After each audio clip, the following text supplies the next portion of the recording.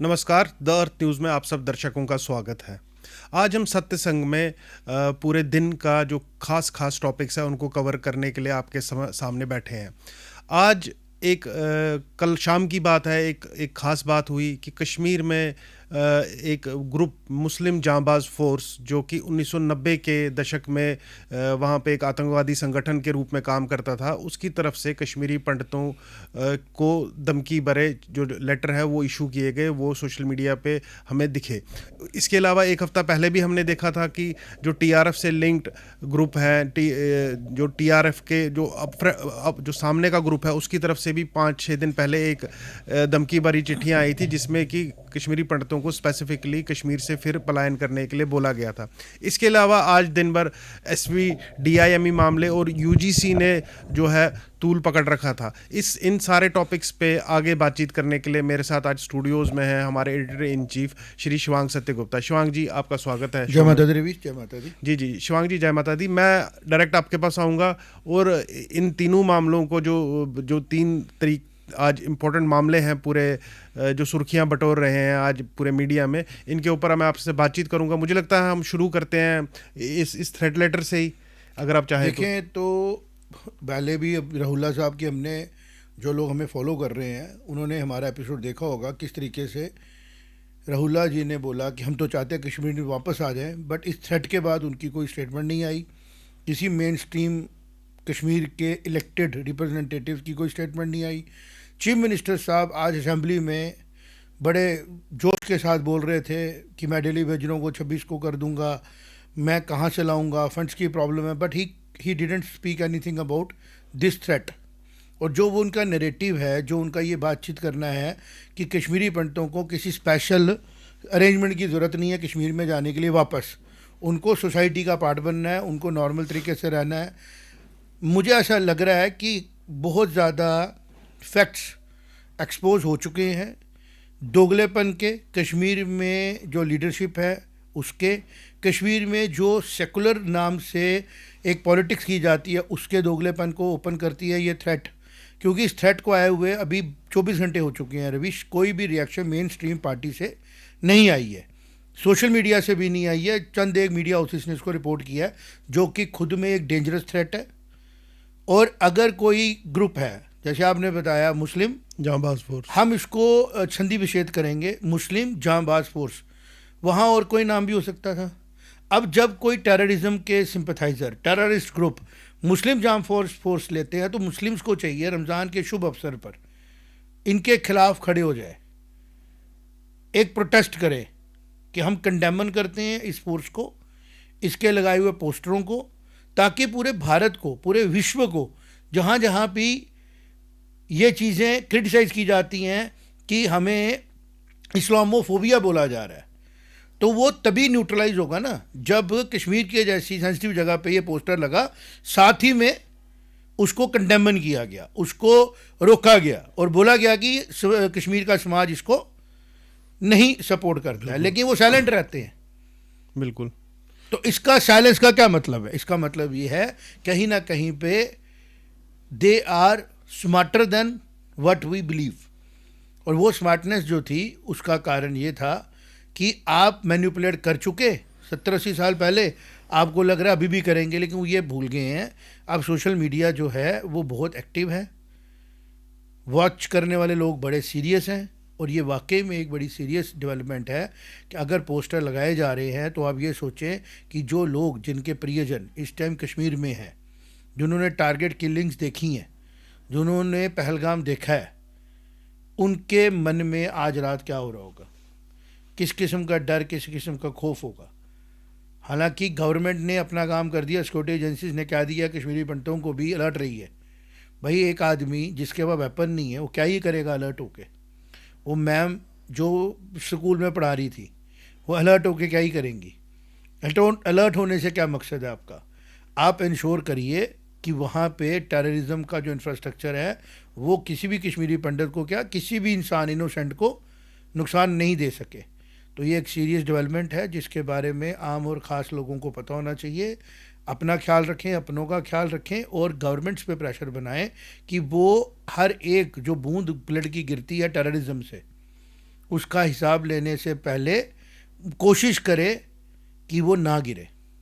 तो उसका इलाज यही है कि सिक्योरिटी एजेंसीज टाइट रहे। चीफ मिनिस्टर साहब अपने जो सो कॉल्ड वो बोलते हैं मैं सोसाइटी में मर्ज करना चाहता हूँ, वो अपने वर्कर्स को बोलने अलर्ट रहे हैं।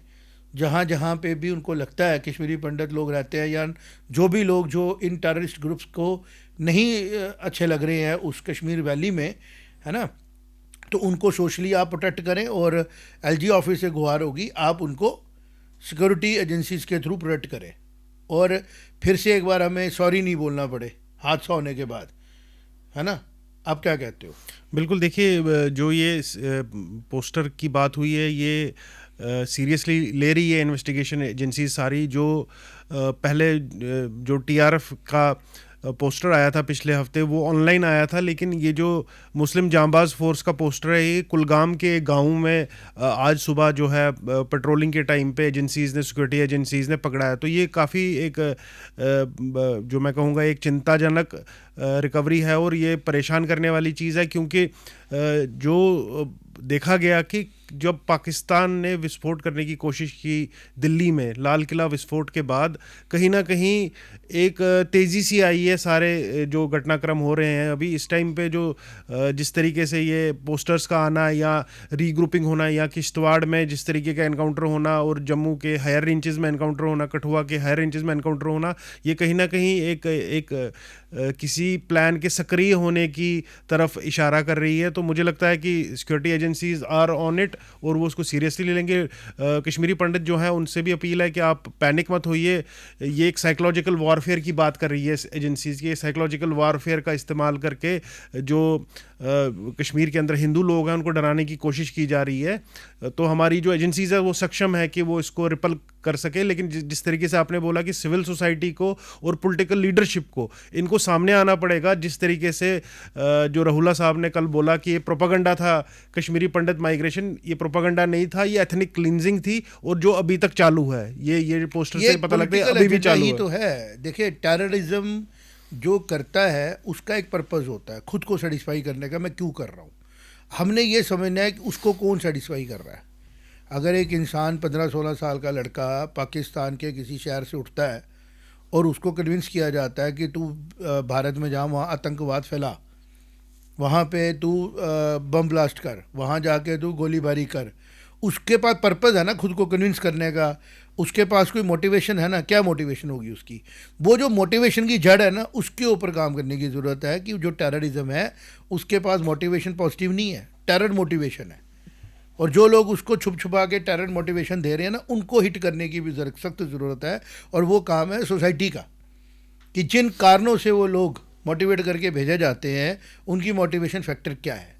ये बात उनको समझनी है जो उनके सिंपथाइज़र बनने की कोशिश करते हैं। और जो टेररिस्ट को कई सालों तक मिलिटेंट बोलते रहे, वो मिलिटेंट नहीं थे, वो टेररिस्ट ही थे। और टेरर जो है ना ये सबसे बड़ा जिसको बोलते हैं ना एक क्राइम अगेंस्ट, मैं ये बोलूँगा कि it is the biggest enemy of humanity ever happened. Humanity का जो वर्स्ट फेज़ है ना जो चल रहा है वो ये है कि ह्यूमैनिटी को टेररिज्म का फेस करना पड़ रहा है कि पर्पस कोई नहीं है, पर्सनल पर्पस है। और उसको एक पॉलिटिकल टूल की तरह इस्तेमाल किया जा रहा है कि आप किसी देश के साथ सीधी जंग ना लड़िए, आप उसके अंदर 2-4 उग्रवादी भेज दीजिए, उनको कोई एक पर्पस दे दीजिए, चाहे लालच दे दीजिए, चाहे कोई कारण दे दीजिए और इनोसेंट लोगों को टारगेट करिए।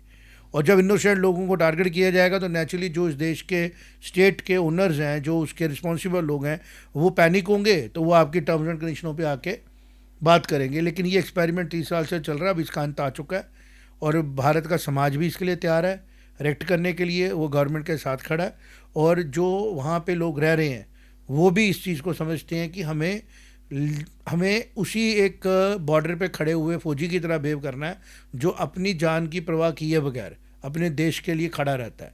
तो अभी ये जो लड़ाई है टेररिज्म के साथ, ये खाली सिक्योरिटी फोर्सेस की लड़ाई नहीं है, ये मानसिकता की लड़ाई है। और जिसको जीतना है हम सब ने मिलके, कश्मीर के भी लोगों ने लड़ना है, जम्मू के लोगों ने भी लड़ना है, भारत के कोने कोने के लोगों ने लड़ना है। और इनको इतना डिमोटिवेट कर देना है कि ये सोचे कि हम तो कुछ बिगाड़ ही नहीं पा रहे हैं और अल्टीमेटली ये हार मान जाए और फिर से जम्मू कश्मीर जो है एक पॉजिटिव तरीके से पूरे भारत के साथ आगे बढ़े। ये हो गया एक इम्पॉर्टेंट बात। लेकिन उसमें जो लीडर्स पॉलिटिकली इलेक्ट होकर आते हैं उनके कथनी और करनी में फ़र्क नहीं होना चाहिए, क्योंकि जैसे आज उमर अब्दुल्ला साहब कह रहे थे कि डेली वेजेस को मैं 26 के बाद शुरू करूँगा, 26 से शुरू करूँगा। उन्होंने मैनिफेस्टो में जो कहा है हम भी उनकी बात को समझते हैं। फिर उन्होंने कहा कि टूरिज़्म है, पिलग्रिमेज को ले जाएंगे। काफ़ी चीज़ें दुख होता है देख के कि आप एक पिलग्रिमेज को टूरिज़्म स्पॉट की तरह ना लीजिए।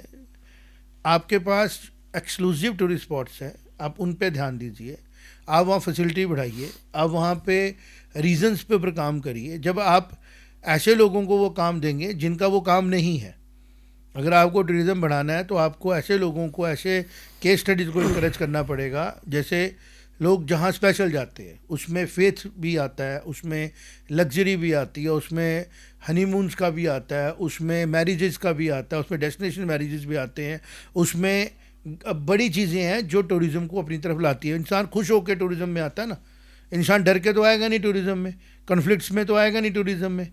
तो ये सारी चीज़ें मिलके इशारा दे रही हैं कि एक इंक्लूसिव इंटीग्रेटेड पॉलिसी और प्रोग्राम की ज़रूरत है, जिसके लिए जम्मू कश्मीर में स्टेबिलिटी ज़रूरी है। तो जो ये पोस्टर हैं, ये पोस्टर ऐसी स्टेबिलिटी को कहीं ना कहीं पे परेशान करते हैं और इनका जवाब सख्ती से देने की ज़रूरत होगी। और मुझे पूरा विश्वास है कि हम जैसे हमेशा टेररिज्म को हराते आए हैं, आज भी हम उसको हराएंगे, बट अलर्ट रहने की ज़रूरत है। तो जो आपने टूरिज़्म की बात को भी छेड़ने की हमने आज, क्योंकि हम देख रहे थे कि उमर अब्दुल्ला के साहब की स्टेटमेंट आई है, तो मेरा ये मानना है कि टूरिज़्म से भी बराबर है यहाँ पे सभी सेक्टर का ग्रोथ करना। एग्रीकल्चर पे भी उतना ध्यान देने की ज़रूरत है, इंडस्ट्री में भी उतना ध्यान देने की ज़रूरत है, सर्विस सेक्टर में भी ध्यान देने की ज़रूरत है, एजुकेशनल इसको हम टूरिज़्म के तौर पे ले सकते हैं, ध्यान देने की ज़रूरत है। यहाँ के जो मिनरल रिसोर्सेज हैं उनको ध्यान देने की ज़रूरत है। खाली एक चीज़ पे आप पकड़ के बैठ जाओ और बोलो यही चलेगा तो चलेगा, तो वो काम ठीक नहीं है। एक स्टेट का काम होता है, एक गवर्नमेंट का काम होता है मल्टीपल चीज़ों से लोगों को बढ़ाना। यहाँ पे बहुत से लोग बीएड करने आते थे, बहुत बड़ा नंबर था, कॉलेजेस डिफंक्ट कर दिए गए अपनी मिस गवर्नेंस की वजह से। अब यहाँ पे हम बिल्कुल पास है, जो पूरे भारत में इस टाइम बहुत बड़ा एक सेक्टर है रवीश, जिसको हम बोलते हैं हेल्थ सेक्टर, बहुत अच्छी कंट्रीज से, बिकॉज भारत में हेल्थ का जो एक्सपेंस है वो पूरे यूरोप के कंपैरिजन में, यूएस के, कनाडा के कंपैरिजन में बहुत अफोर्डेबल है। बहुत से लोग इस टाइम पे क्रिटिकल इलनेस के शिकार भारत के हॉस्पिटल्स में आ रहे हैं, बड़े बड़े मल्टीनेशनल हॉस्पिटल्स में, जो भारत के अंदर हमारे कॉरपोरेट ऑफिस हॉस्पिटल्स हैं, वहाँ आ रहे हैं। अब जम्मू कश्मीर कहाँ से रेलिवेंट होता है? वो होता है पोस्ट ट्रीटमेंट जो उनकी मैनेजमेंट है ना, वहाँ पे चाहिए होते हैं आपको हेल्थ सेंटर्स, वेलबींग सेंटर्स। उसके लिए मौसम चाहिए, आपको हवा साफ़ सुथरी चाहिए। तो मुझे लगता है कि जम्मू कश्मीर इस टाइम पे अगर हम प्रैक्टिकली देखें, वंदे भारत की वजह से भी और बर्स डिफरेंट कनेक्टिविटी की वजह से, गुड़गांव से, एनसीआर से 8-10 घंटे का टोटल ट्रैवल रह चुका है और सेफ जोन भी है। तो अगर हमारे लोग, हेल्थ सेक्टर के लोग, इस किस्म के डेस्टिनेशंस बनाएं जहाँ पे जब वो लोग जो ख़ास तौर पे क्रिटिकल इलनेस के शिकार हैं वो रिकवरी मोड में हों, तो 10-20 दिन, महीने 2 महीने के लिए यहाँ पे आके वो रहें। यहाँ पे ऐसे सेंटर्स बनाए गए हों, यहाँ पे ऐसे स्पॉट्स बनाए गए हों, रिजॉर्ट्स बनाए गए हों जो इनको हैंडल करें, क्योंकि उनकी पेइंग कैपेसिटी भी ज़्यादा है और उनको नेचुरल चीज़ें चाहिए। तो Bhaderwah can be the good destination, Patnitop areas खुद वहाँ पे अच्छी डेस्टिनेशन बन सकती है, कटरा की हिल्स वहाँ पे डेस्टिनेशन बन सकती हैं। तो ये एक खुद में बहुत बड़ा सेक्टर है जिसकी तरफ भी हमारे टूरिज़्म को, डिपार्टमेंट को एज ए टूरिज़्म नहीं, हेल्थ टूरिज़्म के तौर पे उसको लेके डेवलप करने की ज़रूरत होगी। पायलट प्रोजेक्ट हमेशा गवर्नमेंट को करना पड़ता है रवीश, गवर्नमेंट आगे कोशिश करती है, फिर प्राइवेट प्लेयर्स भी रिस्क लेते हैं। और अगर गवर्नमेंट सेंटर और स्टेट की, यूटी की इसमें इंसेंटिव डालती है तो शायद हम उन हॉस्पिटल के साथ मिलके उनको भी एक सपोर्ट दे सकते हैं, क्योंकि बहुत सी बीमारी हैं जो ऑपरेशन के बाद फिर उसको रिकवरी के लिए उनको एक ऐसा एनवायरनमेंट चाहिए जहाँ फ्रेश एयर मिले, जैसे बहुत सी चीज़ें। तो मैं चाहता हूँ एक्सपर्ट्स इस पे काम करें, हमारा काम है जो चीज़ें हो रही है उसके ऊपर बात करना। अब आती है बात SMVDIMA की, क्योंकि हमने अर्थ न्यूज़ में बड़ा exclusively Shri Mata Vaishno institute medical education को कवर किया है, फिर से उसके बारे में चर्चा हो रही है तो बात करनी ज़रूरी है। काफ़ी लोगों ने मुझे अप्रोच किया कि सर इसके बारे में बात करें, शायद श्राइन बोर्ड द्वारा से स्टार्ट कर रहा है, हमें खुशी होगी कि श्राइन बोर्ड अब इस बार जब कॉलेज को प्रोसेस करे तो वो उस तरीके से करे जिस तरीके से डिवोटीज़ की जो एस्पिरेशंस थी वो सेटिस्फाई हों, और पूरी इंस्पेक्शन के साथ पूरे सोच समझ के करे, लेकिन फिर से वो एक मिस एडवेंचर ना करे जो कि उसको नहीं करना चाहिए। तो उसमें 2-3 चीज़ें हैं जिसको समझ के आगे बढ़ने की ज़रूरत होगी। पहला तो ये देवद्रव्य है, हमने बार बार कहा। दूसरा, डिवोटीज़ को कॉन्फिडेंस में लेके इसमें स्पेशल कोटा क्रिएट किया जाए। किस किस का कोटा होना चाहिए जो यहाँ पे मेडिकल कॉलेज में प्रायोरिटी मिलनी चाहिए। एक तो 50% जो रिजर्वेशन स्टैंडर्ड रिजर्वेशन है उसको तो 100% होना चाहिए बीच में। दूसरा जो इम्पोर्टेंट है, माता वैष्णो देवी की जो श्राइन है उसके आगे पीछे जो लोग रहते हैं, कटरा के हो गए, रियासी के हो गए, उदयपुर के हो गए, थोड़ा सा जो एरिया पड़ता है, वहाँ के बच्चों के लिए रिजर्वेशंस मस्ट होनी चाहिए।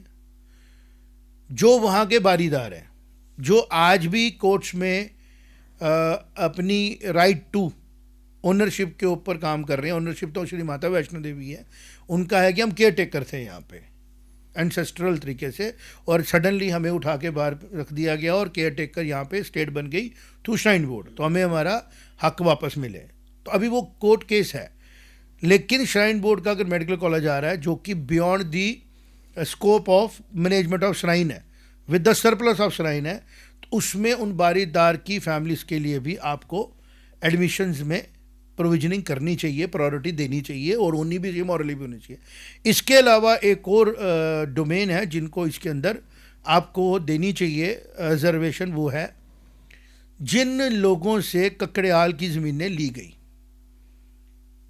जिन लोगों ने उस टाइम ज़मीनें अपनी दी, अगर उनको भी इन्वॉल्व किया जाए, उनकी फैमिलीज़ को भी इस कॉलेज का बेनिफिट मिले कि अगर उनके घर में से कोई बच्चा पढ़ता है, नीट क्वालिफाई करता है, एक एलिजिबिलिटी क्राइटेरिया क्वालिफाई करता है, तो श्राइन बोर्ड के इस मेडिकल कॉलेज में उसके लिए रिजर्वेशन है, मार्क्स बेस्ड भी और फिनेंशियल भी, कि अगर वो नीट के बीच में एक कैटेगरी बनाई जाती है कि इस कैटेगरी में 4 बच्चे आए, उनमें से जो हाईएस्ट मेरिट वाला दे दो।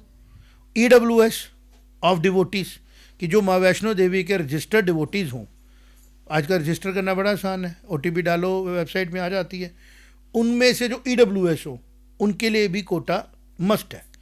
अगर ये सारे कोटे सारी रिजर्वेशन के साथ मेडिकल कॉलेज लाया जाता है तो मुझे लगता है कि जो हमारी जम्मू में अंदर एक मूवमेंट चली वो भी सेटिस्फाई होगी, और एक जस्टिस किया जाएगा माता वैष्णो देवी के भक्तों के साथ।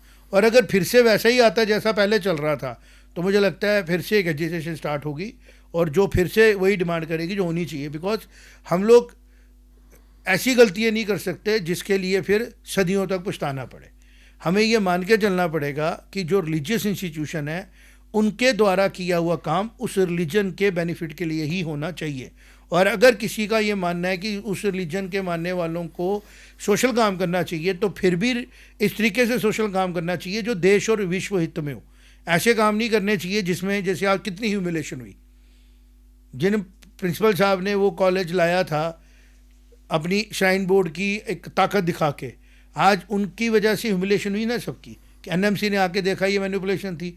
इस बार जब लाया जाए तो पूरे चीज़ें सेटिस्फाई करके, जो प्रोटेस्ट हुए उनको समझ के, और जो ये एलिजिबल लोग हैं 50% कोटा तो आई है, उसके बियॉन्ड ये रिजर्वेशन चाहिए। नंबर 1 रिजर्वेशन चाहिए बारीदारों के बच्चों के लिए, उस एरिए के आगे पीछे के जो, जैसे हम श्री माता वैष्णो देवी पिलग्रिम जोन बोल सकते हैं, पिलग्रिम जोन में हम डिफाइन करें क्या आएगा, कटरा आ सकता है, देवा माई का एरिया आ सकता है ना, रियासी का एरिया आ सकता है, डंसर तक का एरिया आ सकता है, कुछ रियासी का एरिया भी आ सकता है ऊपर तक, प्लस उसके बाद आ सकते हैं आपके जो भी हम कटरा का नगरोटा का कुछ एरिया जिसमें हो सकता है जहाँ पे कोल कंडोली टेम्पल के आगे पीछे उनके प्रीस्ट, फिर उसके बाद जो श्राइन बोर्ड के खुद के पुजारी हैं, ख़ास तौर पे हम बात करें क्योंकि उनका सैलरी स्ट्रक्चर बड़ा लो है, 20-30-40 हज़ार रुपये उनकी सैलरी है, पूरी इनकम भी मिला दें तो 5 लाख रुपया बड़ी मुश्किल से मिलेगी। उनके लिए फीस के भी डिस्काउंट और उनके लिए रिजर्वेशन भी, चाहे 4 सीटें रखें आप, चाहे 2 सीटें रखें, उनको भी लगेगा कि यार माता वैष्णो देवी का कॉलेज बना, मेरे बच्चा अगर डॉक्टर बनने के लिए काबिल है तो उसको यहाँ पे रिजर्वेशन मिल सकती है।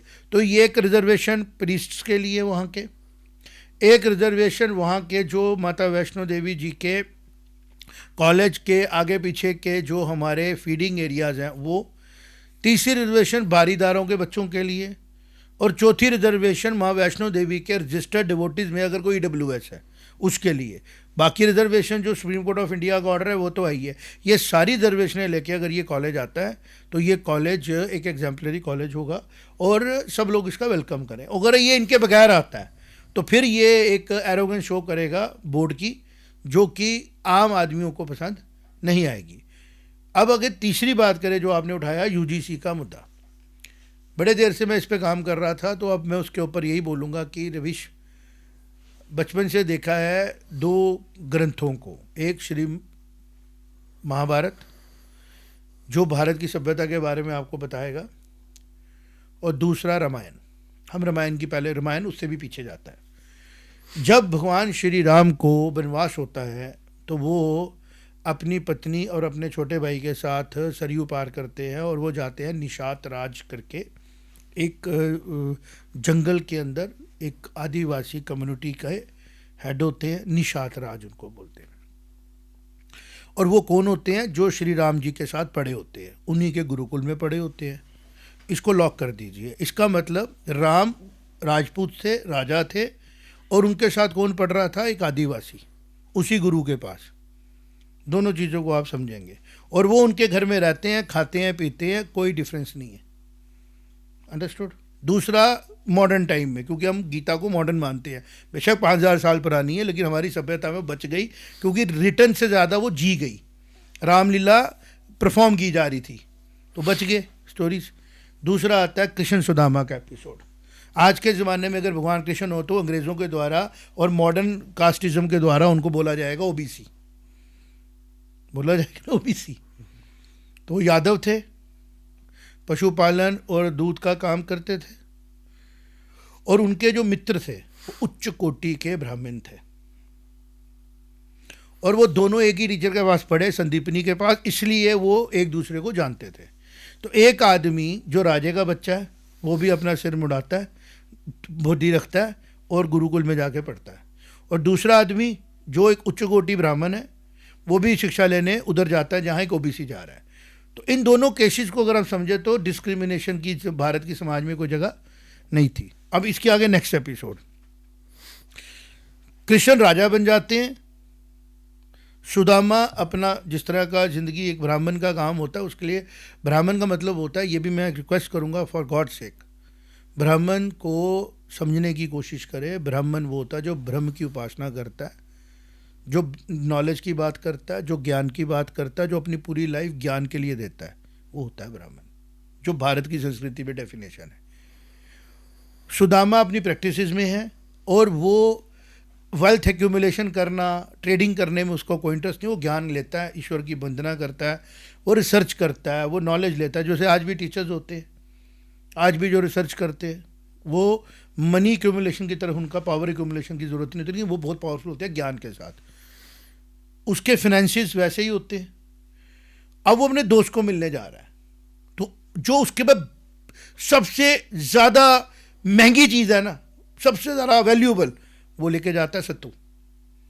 उसको कोई कम्प्लेक्स नहीं है, उसको कोई इन्फिनिटी कम्प्लेक्स नहीं है कि मेरे दोस्त के साथ मिलने जा रहा हूँ तो मैं कोई सोना खरीदूँ, चांदी खरीदूँ, 2 हार लूँ।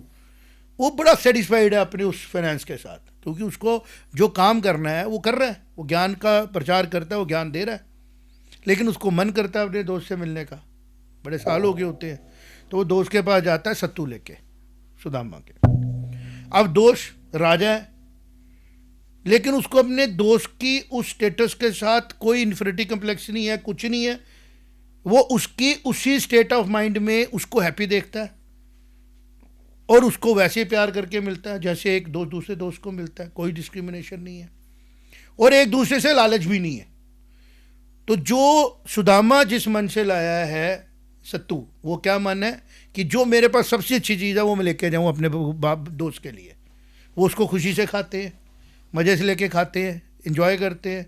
और अब कृष्ण की बारी है अपने सुदामा के लिए कुछ करने की, तो बीइंग राजा जो उसके पास सबसे ऊंची चीज़ है उसको देता है।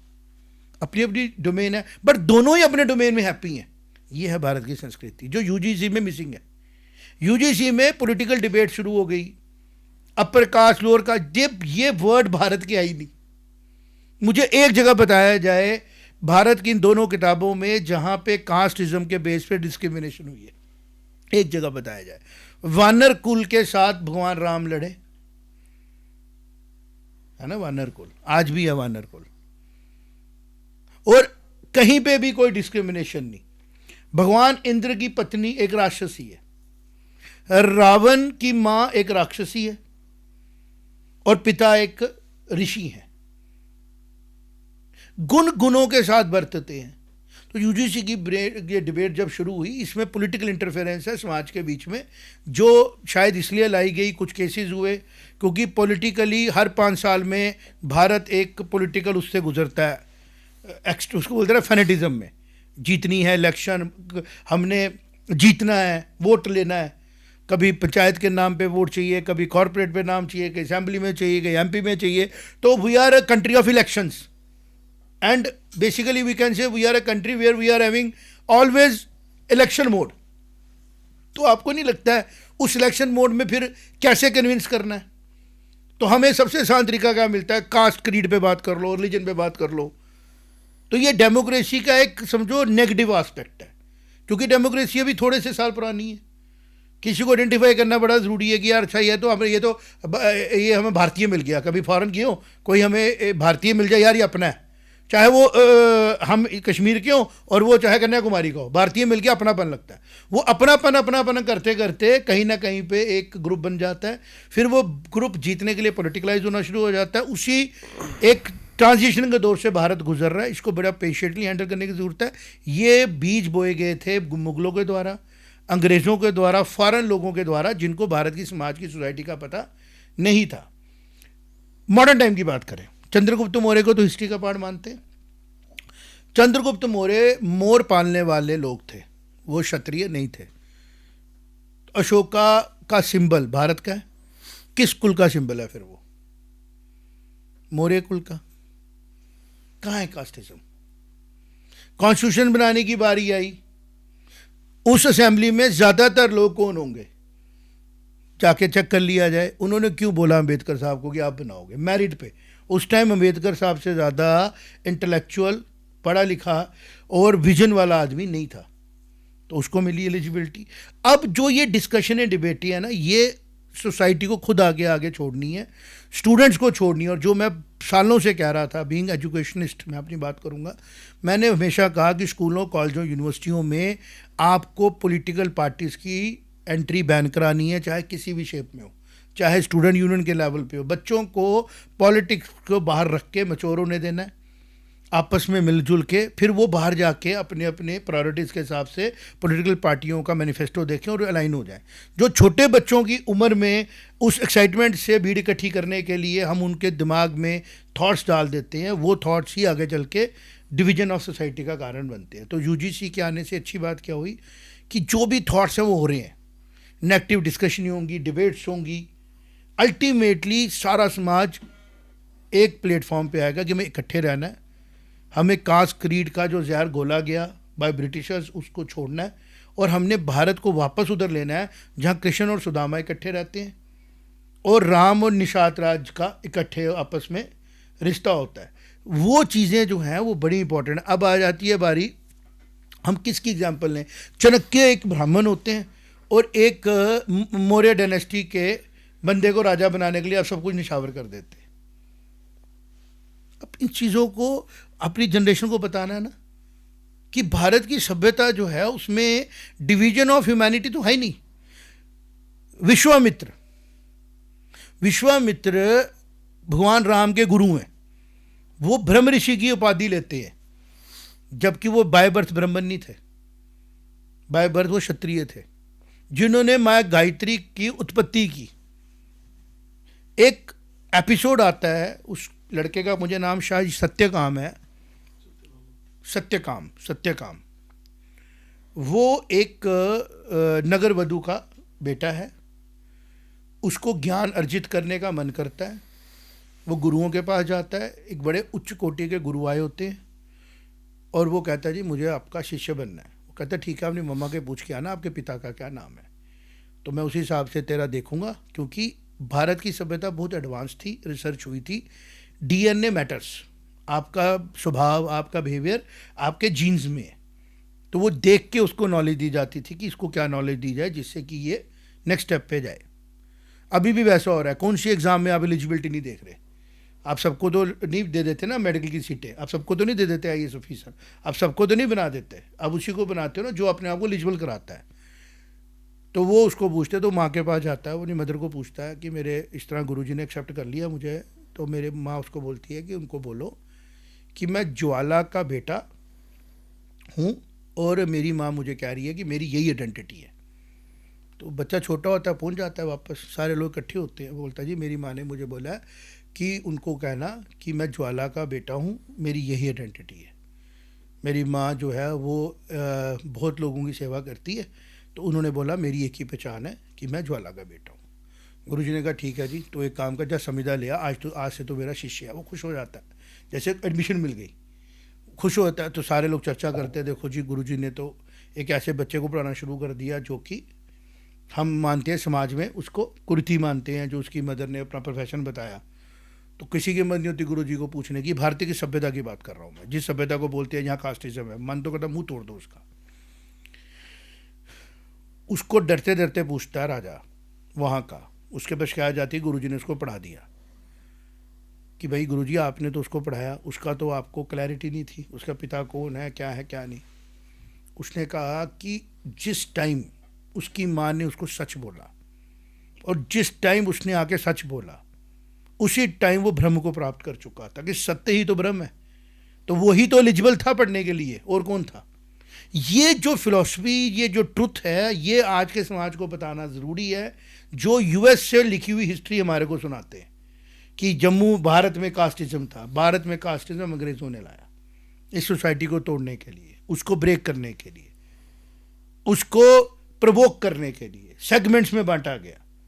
जो इंसान जिस गुण में खुश था उसको उससे निकाल के दूसरे गुणों में डाला गया, जबकि भारत की सभ्यता में अपॉर्चुनिटी कभी मिस ही नहीं की गई है, अपॉर्चुनिटी को कभी रोका ही नहीं गया है और आज भी नहीं रोका जा रहा है। लेकिन जो डिबेट यूजीसी के आने के बाद शुरू हुई, ऐसा लग रहा है कि कुछ लोग इससे खुश हो रहे हैं जो समाज को तोड़ना चाहते हैं, जो भारत को एक राष्ट्र के तौर पे पसंद नहीं करते हैं। उनको चुभता है इतने रिलीजन, इतने फेथ, इतनी लैंग्वेजेस, फिर भी ये इकट्ठा है। वो रहेगा, लोग बात करेंगे, डिस्कशन करेंगे और आहिस्ता आहिस्ता सब जगह पे इक्वालिटी की बात होगी। और जो पॉलिटिकली चार्ज्ड लोग हैं ना, वो आहिस्ता आहिस्ता भीड़ ही उनको शांत कर देगी, क्योंकि ऑन ग्राउंड हम भी इसी समाज का हिस्सा है, भारत भी समाज का हिस्सा है, बहुत आगे बढ़ चुका है समाज। अब ये पॉलिटिकल टूल के तौर पे वेमुला का केस हुआ, लोगों ने उसको बनाया, जो लोग पावर में आना चाहते हैं वो कहते हैं हम इक्वालिटी लाएंगे, जो बाहर है वो कहते हैं हम लाएंगे। इक्वालिटी समाज में ऑलरेडी आ चुकी है, पहले से थी, लोगों के बीच में है, कहीं पे कोई डिस्क्रिमिनेशन नहीं है। अगर कहीं पे कोई डिस्क्रिमिनेशन इंडिविजुअल लेवल पे है, उसको समाज को नहीं देना है। ये भारत की सभ्यता नहीं है। भारत की सभ्यता सिलेक्टिव बात करती है, टू दी पॉइंट बात करती है, और जिसका जितना कसूर हो उसके उतने बात करती है, उसको सब पे नहीं थोपा जाता। नहीं तो इंद्र के रिश्ते में असुर कन्या नहीं होती। भगवान शिव जो है वो शमशानों में नहीं रहते। मतलब आपको किस रेफरेंस से शुरू करोगे, आप किस कहाँ जाके रुकोगे, किसको आप बोलोगे जी फलानी क्लास कम है तो फलानी आप है, कौन सी कम है। भगवान जी के अवतार हर वर्ण में आपको दिखेंगे। गुरु रविदास जी से लेके गुरु वाल्मीकि तक कौन है जो भारत की सभ्यता का पार्ट नहीं है, किसको इक्वल राइट्स नहीं मिले। ऋषि अत्रि उन सप्त ऋषियों में आते हैं। तो वेयर इज कास्टिज्म? भारत की सभ्यता में नहीं था, लेकिन भारत की सभ्यता को तोड़ने के लिए, मैनिपुलेशन करने के लिए डंडे के जोर पे इसको फोर्स किया गया। और फिर अब जो दिखता है वो उसके आफ्टर माथ है। जैसे भारत अभी 70-75 साल आज़ाद हुए और 20-30 सालों में भारत फिर अपनी सभ्यता पे वापस आ जाएगा। और ब्रिटिशर्स द्वारा, अंग्रेज़ों द्वारा पैदा किया ये कास्टिज्म अपनी मौत खुद ही मर जाएगा। तो ये जो यूजीसी की डिबेट चल रही है, इसको बड़े मैच्योरिटी के साथ हैंडल करने की ज़रूरत है। जो पीछे रह गए हैं उनको साथ लेके चलना है। और हमारे भारत में सारा समाज भारतीय समाज है, इसको एक ही नाम से बुलाना है, भारतीय समाज है। किसी का और कोई आइडेंटिटी है ही नहीं। हमारे पासपोर्ट पे इंडियन लिखा होता है ना, तो हमें और कोई आइडेंटिटी के बारे में बात नहीं करनी है। पॉलिटिकल पार्टियों को भी रिक्वेस्ट होगा, अब बस करो इन चीज़ों पे डिबेट डिस्कशन करना, और रिलीजन के ऊपर भी डिबेट डिस्कशन अब बंद करो। उन लोगों से भी अपील है जो आज भी कास्ट और रिलीजन देख के वोट डाल रहे हैं, भारत के दुश्मन वो हैं। ना आप कास्ट देखो ना रिलीजन देखो, आप उस इंसान का मेरिट देखो, उसका विजन देखो, वो देख के वोट डालो कि वो देश और समाज में क्या कर रहा है, तो इससे चीज़ें सही डायरेक्शन में आएंगी। मेरा दर्शकों से भी अनुरोध है कि आपके जो विचार हैं इस सारी बातचीत के ऊपर कृपया कमेंट बॉक्स में ज़रूर लिखें। हमसे जुड़ने के लिए धन्यवाद। जय माता दी। जय माता दी।